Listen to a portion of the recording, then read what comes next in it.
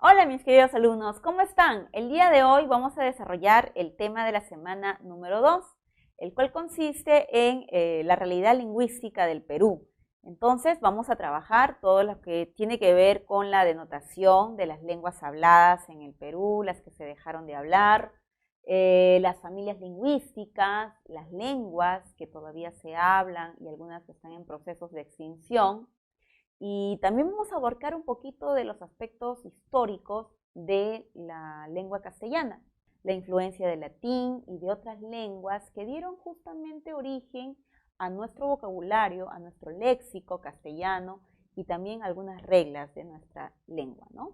Entonces, hay muchos temas que están de alguna manera también involucrados con lo que trabajamos la semana número 1, porque ya que vamos a hablar de lenguas, y vamos a hablar de lenguas ágrafas, no ágrafas, o de lenguas dominantes o no, vamos de alguna manera a retomar algo que mencionamos en la semana 1. Hablamos de qué es la lengua y que las lenguas presentan variaciones, tienen dialectos. Entonces, en esta semana vamos a retomar un poquito eso y vamos a puntualizar algunas características. Bien, pasemos entonces a ver nuestro marco teórico. Bien, mis queridos alumnos, ahora veamos los ejercicios planteados en base a este tema. Pregunta número 1. El área dialectal de una lengua puede cubrir los dominios políticos de un país o de varios países, o inversamente. En los dominios políticos de un país pueden estar expandidas las áreas dialectales de varias lenguas. En el primer caso, se está frente a un fenómeno de monolingüismo. En el segundo, frente a un fenómeno de plurilingüismo. Según lo expresado, el Perú es lingüísticamente un país. Bien, estamos tomando en cuenta la proposición del texto y la característica lingüística del Perú. Para entender esta pregunta, grafiquemos. Supongamos que tenemos aquí un área dialectal de una lengua. El diagrama que acabo de hacer es un diagrama que hace alusión a cualquier región, ¿ok? Aquí tenemos un lugar X que puede ser un país, puede ser una ciudad, puede ser toda una región, así como la región costa, sierra y selva. Bien, aquí tenemos un área, como dice este lugar, es lo mismo que decir el área dialectal, ¿no? Este es un área. El lugar es un área, pero es un área dialectal de una lengua. Entonces aquí se utiliza una lengua. Ahora, ¿qué ocurre? Que en esta área, en este lugar, que aquí en todo este lugar predomina básicamente esta lengua, este dialecto.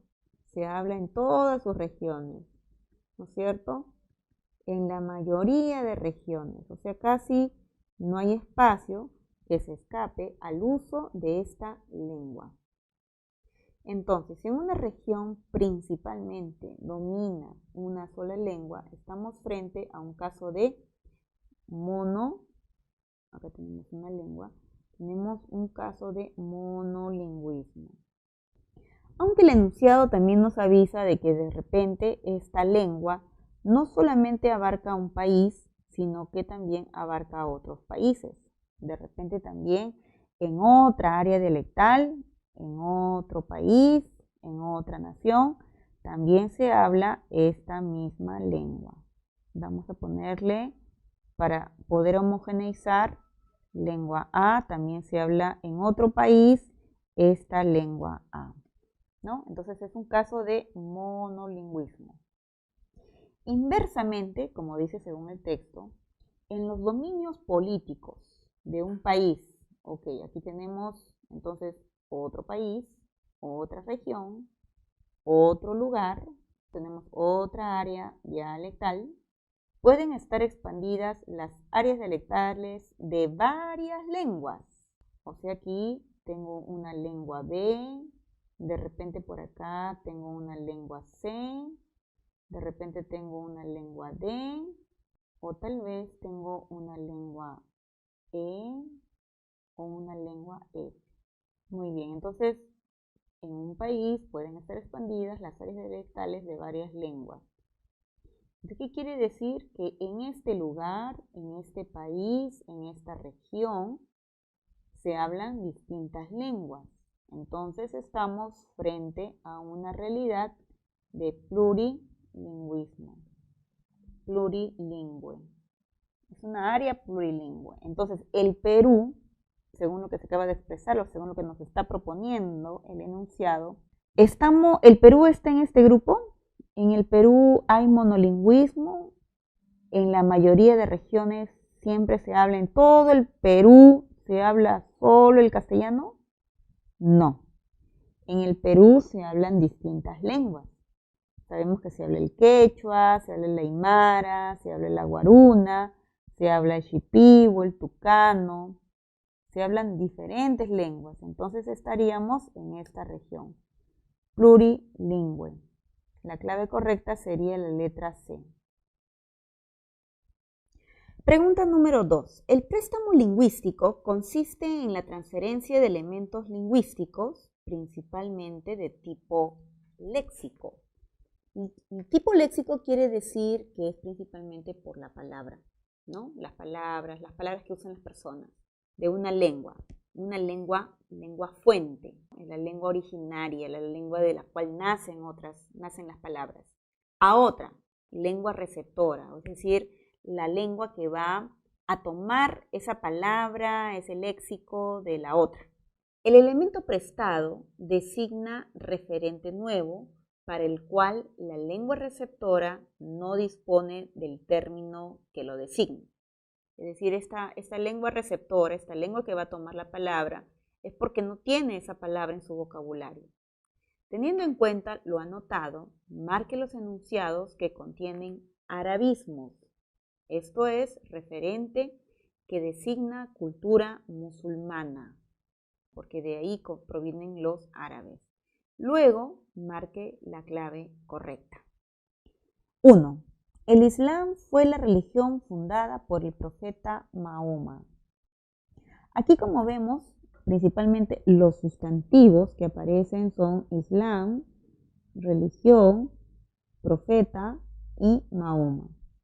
Bueno, como nosotros sabemos tal vez un poquito por cultura general, el Islam era una religión, ¿no? Una religión. Y esta justamente es un arabismo. Arabismo. La utilizaban los árabes. Y aquí Mahoma también viene a ser un arabismo. Bien, por lo tanto, acá tenemos dos palabras. Ahora, religión es un latinismo.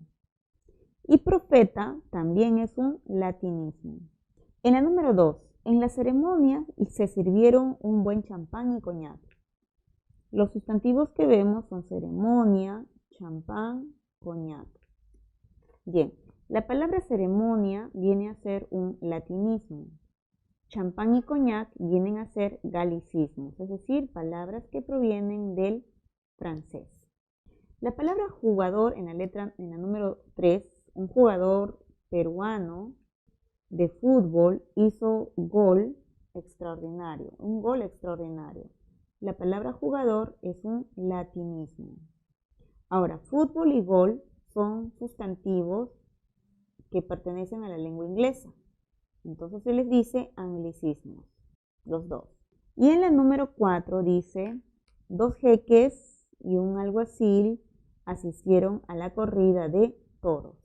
Bien, como vemos aquí la palabra jeques y alguacil son arabismos y toros es latinismo.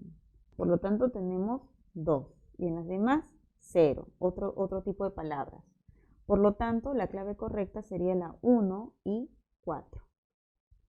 Entonces, en tu material vas a marcar la pregunta 2, la clave, la letra B. Pregunta número 3. Una familia lingüística es un conjunto de lenguas emparentadas genéticamente, ¿no? Es decir, que provienen de una lengua madre, de una protolengua general. En los dominios del antiguo Imperio Romano, uno de los dialectos de la lengua latina, denominada latín vulgar, Se transformó en varias lenguas que hoy forman la familia lingüística románica o neolatina. Tomando en cuenta esta información, marque la alternativa donde aparecen nombres de lenguas románicas. Bien, la lengua catalana es correcto. Solo esa. Íbera y griega son prerrománicas. En la letra B, las románicas es la rumana, solo una. Celta es una prerrománica y alemana es de otro grupo lingüístico. En la letra C tenemos italiana y portuguesa, o sea, tenemos dos. Íbera es una prerromana. Francesa, sí. La lengua vasca es prerromana y la lengua inglesa es de otro grupo lingüístico, no del grupo itálico, no del grupo de lenguas, así como la alemana, que surgieron a partir del latín, esos pertenecen a otro grupo. Entonces, por cantidad, la clave correcta sería la letra C. Pregunta 4. Cuando en el siglo XVI los españoles invadieron el Imperio Incaico, este era plurilingüe, es decir, que el Imperio Incaico, ya en el Imperio Incaico se hablaban varias lenguas, ¿correcto? Su extenso territorio, que comprendía casi todo el oeste de América del Sur, estaba cubierto por áreas dialectales de muchas lenguas a las que denominamos actualmente lenguas amerindias. Claro, o sea, en el antiguo Perú se hablaban muchas lenguas amerindias, ya desde la llegada de los españoles. Tomando en cuenta este dato histórico, marque la alternativa en la que aparecen nombres de lenguas amerindias andinas. En la letra A, andina es el cauqui y el aymara, porque ambas pertenecen a la familia lingüística andina Aro. El bora es amazónica. En la letra C está el aymara, pero yagua y urarina son amazónicas. Huitoto, culina son amazónicas, solo tenemos como andina el quechua. Y en la D solo tenemos el cauqui, ya que ticuna y amahuaca son dos lenguas amazónicas. Entonces, por cantidad, la respuesta en las lenguas amerindias andinas está en la letra A. Pregunta número 5. En situaciones de contacto de lenguas surge el bilingüismo. Es decir, cuando en un lugar, en una determinada región, hay dos lenguas, ¿no?, que se dan al encuentro, se habla surge este fenómeno llamado el bilingüismo. Fenómeno que consiste en la relación asimétrica entre dos o más lenguas. La población peruana es predominantemente monolingüe, o sea, en el Perú los peruanos principalmente hablan una lengua. ¿Cuál es? El castellano, ¿verdad? Y no ágrafos quiere decir que la mayoría de peruanos sabe leer y escribir. Los monolingües y bilingües, ágrafos y no ágrafos en lenguas amerindias van sustituyendo, ojo, los monolingües y bilingües van disminuyendo y por otro lado dice los monolingües ágrafos en español van disminuyendo también. Los bilingües español-inglés son pocos, pero van en aumento. De la información anterior se puede inferir que, a ver, supongamos que aquí vamos a armar los grupos. Tenemos los monolingües y los bilingües, ¿correcto? Ágrafos, o sea, no saben leer y escribir estas personas que hablan una o dos lenguas, y también los no ágrafos, los que saben leer y escribir, pero dice en lenguas amerindias, en lenguas amerindias. O sea, este grupo de personas, este grupo de hablantes de lenguas amerindias, es decir, es un monolingüe en quechua, es un monolingüe en aymara, es un monolingüe en shipibo, o son bilingües en dos lenguas amerindias. Quiere decir, es bilingüe entre el quechua y el aymara, entre el quechua y el aguaruna. A eso se refiere el primer grupo. Pero ¿qué dice? Este grupo van disminuyendo, o sea, cada vez hay menos, está bajando. Ahora, también tenemos monolingües ágrafos, monolingües ágrafos. Los monolingües ágrafos en español también O sea, este grupo en español también van disminuyendo. O sea, hispanohablantes. En el caso del castellano le podemos decir hispanohablantes o castellanohablantes. Este grupo de personas que hablan castellano nada más, pero que no saben leer, no saben escribir, también es cada vez menor. Eso significa que la mayoría de peruanos cada vez aprende a leer y escribir en su lengua. Los que están quedando son pocos. Cada vez la mayoría va al colegio, se instruye y se prepara. ¿Correcto? Ahora, también tenemos los bilingües en español más inglés.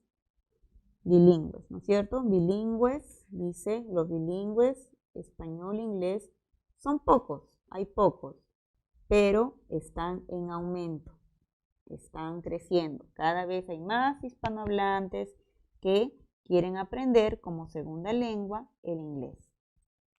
Entonces, ¿qué dice el enunciado? Las lenguas amerindias están ampliando su área dialectal.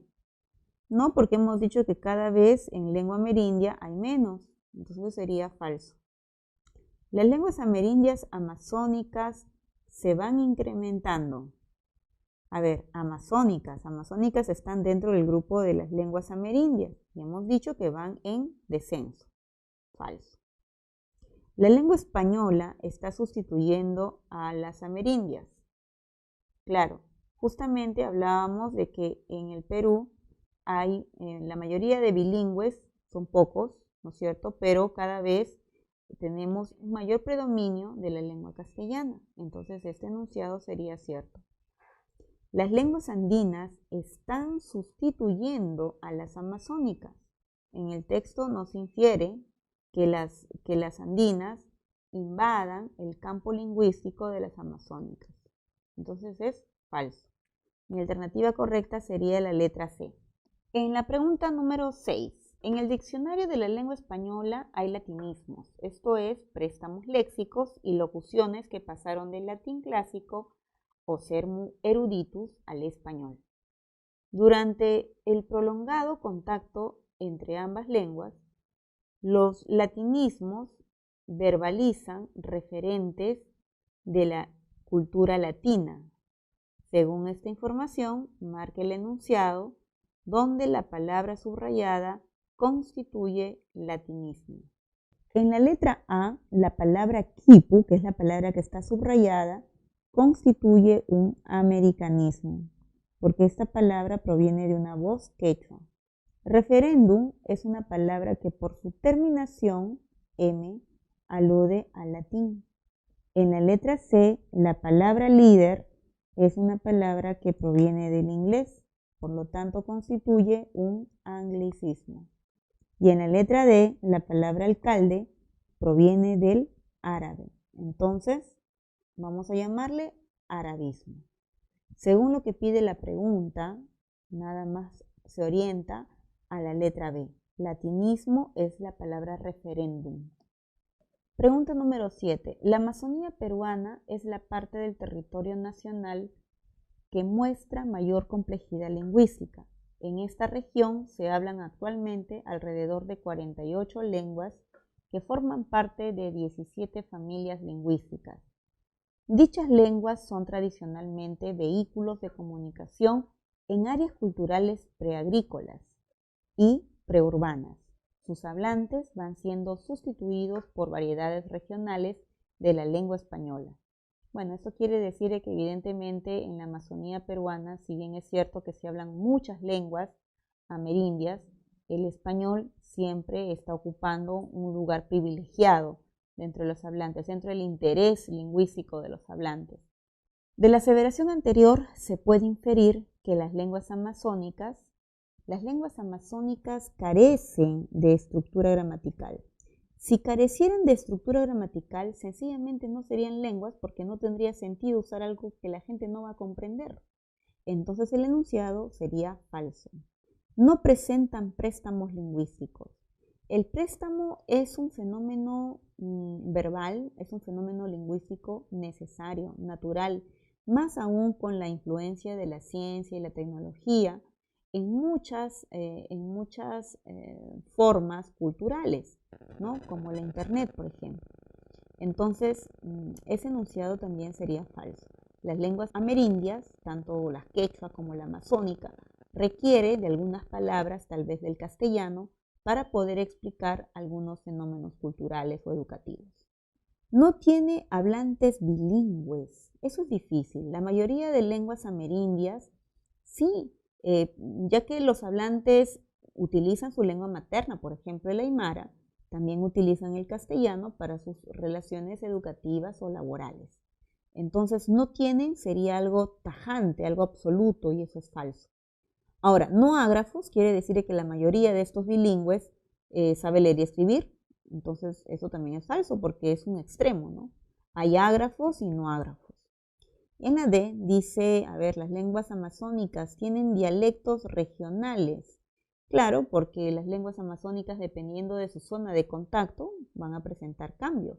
Y sociales sí, porque es un fenómeno natural. Las lenguas no son homogéneas, varían de acuerdo a la cultura, de acuerdo a las costumbres, a la educación de una sociedad. Por lo tanto, la clave correcta sería la letra D. Pregunta número 8. Cuando los españoles invadieron los dominios territoriales del Tahuantinsuyo, este era plurilingüe, o sea que en el Tahuantinsuyo había muchas lenguas, y era pluricultural porque había una variedad de sociedades, de costumbres y tradiciones. Su extenso dominio político estaba cubierto por áreas dialectales de muchas lenguas que verbalizan ciencia, tecnología, cultura, etc., amerindias andinas. Es decir, que una del dominio principal del Tahuantinsuyo fue el uso del quechua, porque eso se refiere, ¿no? A lenguas amerindias, lenguas andinas, entonces el quechua, el aymara. Según esta información, marca el enunciado que presenta americanismos, o sea, palabras que provienen de alguna lengua natural de América, como el quechua, el aymara. En la letra A dice, una bella ñusta hablará desde el podium. La primera palabra ñusta efectivamente es un americanismo, pero la palabra podium, americanismo, era el primero, y la segunda, por la terminación, sería un latinismo. Como se están dando cuenta, siempre que me piden vocabulario, palabras de procedencia árabe o latina, estoy tomando los sustantivos. Un charter sobrevoló ayer junto a un cóndor. La palabra charter es de procedencia inglesa, es decir, es un anglicismo. En cambio, la palabra cóndor es un americanismo, porque proviene del quechua. En la letra C dice, el Inca Atahualpa hablaba lengua quechua. La palabra Inca, Atahualpa y quechua constituyen americanismos. Y en la letra D dice, el sultán visitó el Perú, saboreó sándwich. En el caso de sultán, sultán vendrá a ser un arabismo. Y la palabra sándwich constituye un anglicismo, porque proviene del inglés. En todo caso, precisando más la letra C, la palabra lengua, habíamos dicho que había en la letra C 3 americanismos. Lengua proviene del latín, ¿ya? Una sola palabra. Entonces, por cantidad, jóvenes, indudablemente la clave es la letra C. Lea el siguiente texto y responda a la pregunta 9. La norma de cada país hispanoamericano difiere de la de otros. México no aceptaría la norma de Argentina, ni viceversa. Ni uno ni otro aceptarían la de Colombia, Venezuela, Ecuador, Perú, Chile. No se entienden con títulos inferiores. Bien, del texto anterior se puede deducir que en el Nuevo Mundo, o sea, se entiende que Nuevo Mundo es el apelativo de América, continente que justamente abarca a estos países citados en el texto. Dice, el castellano peruano es un dialecto de la lengua española. Bien, si hablamos de Perú, efectivamente en el Perú tenemos una forma de hablar, de utilizar la lengua española. Es una variación hablada en el Perú, en el cual se utilizan sus propias reglas, sus propios léxicos, construcciones en el Perú. En México también son hablantes del castellano, pero tienen sus propias reglas, por eso no las podemos intercambiar. En consecuencia, este enunciado es correcto. Los dialectos regionales del castellano son homogéneos. No podemos decir que son homogéneos. Los dialectos son la manifestación de un cambio en la lengua, de una variación. Falso. El castellano de España no se ha modificado hasta ahora. De España. Bueno, si aquí estamos notando de que cada país, México, Colombia, Argentina, Perú, Chile, tienen sus propias reglas, sí se ha modificado. Este enunciado es falso. No existe una lengua castellana, sino varias lenguas. Si fueran varias lenguas, entonces el término lengua estaría totalmente distorsionado. O sea, este enunciado me está proponiendo una distorsión de lo que se entiende por lengua. Lo que sí puede haber es varios dialectos, pero no puede haber varias lenguas, porque si son varias lenguas, entonces no hay comunicación, no hay entendimiento. Y por experiencia sabemos que no tenemos dificultades de comunicación con estos países latinoamericanos. Lo que sí notamos son cambios, diferencias leves que no afectan la comunicación y la comprensión de los mensajes. Por lo tanto, también descartamos la letra D. La clave está en la letra A. Pregunta 10. El habla culta estándar peninsular de la lengua española no es la única legítima, ¿ok? No es la única legítima, no es la única válida. Tan legítima como ella son las hablas cultas de cada país hispanoamericano. Entonces, que en cada país también, ¿no?, se utiliza una habla culta. No hay más remedio que admitir que el habla culta de Bogotá, de Lima, de Buenos Aires o de México es tan aceptable como la de Madrid.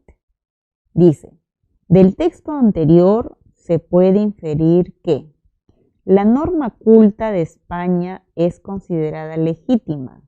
Bueno, no solamente la de España, sino también la de otros países. Así que este enunciado sería falso. Letra B. Existe solamente una norma culta en Hispanoamérica. ¿Solo una? No. Hay varias. Hay varias, ¿no? Por eso dice de Bogotá, de Lima, de Buenos Aires, de México.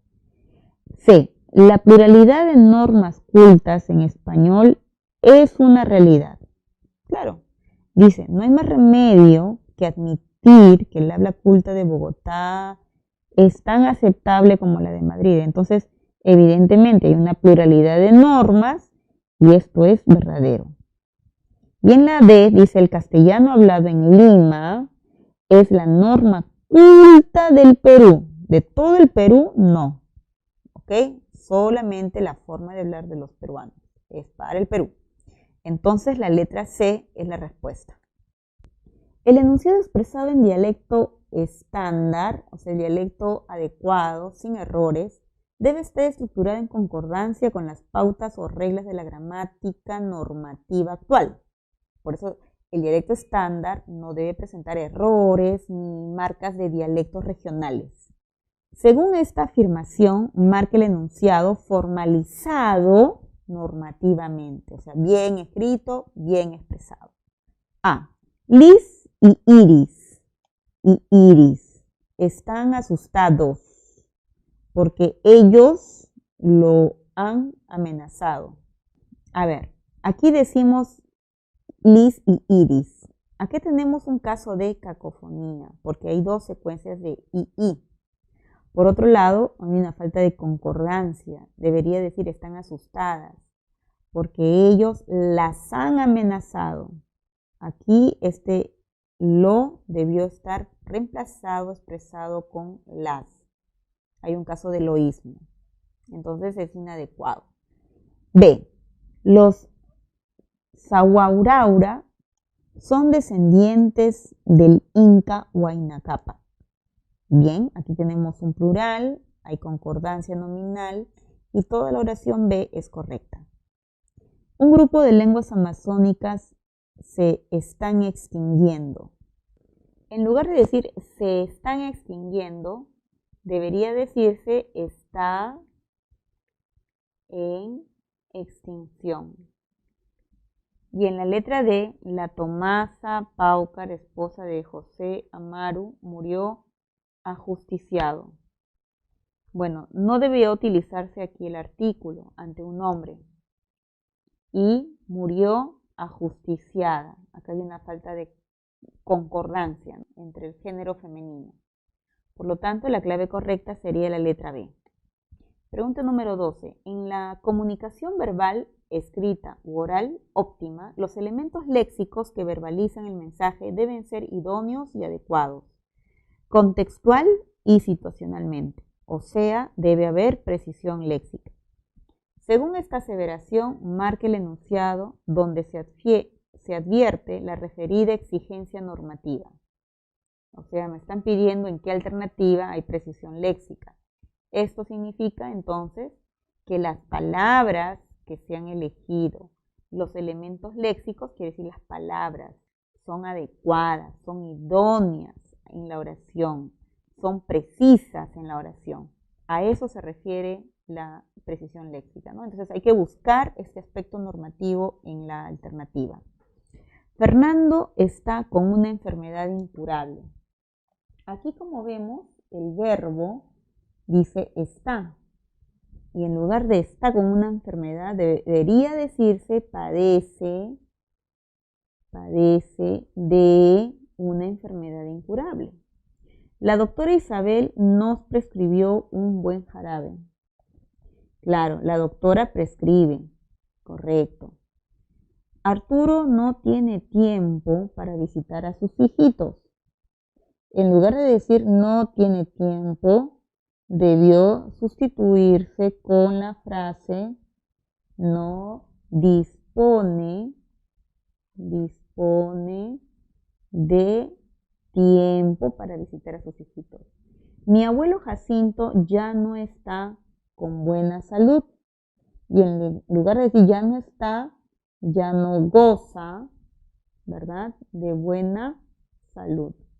Entonces hay que cambiar. Buscar la forma correcta significa reemplazar en muchos casos, como te has dado cuenta aquí, los verbos y en algunos otros las preposiciones o las palabras, los sustantivos, ¿no? Porque a veces se utilizan sustantivos ambiguos como las palabras cosa, algo, que no ayudan a esclarecer el referente, o sea, el nombre que se quiere mencionar o se debe mencionar en una oración.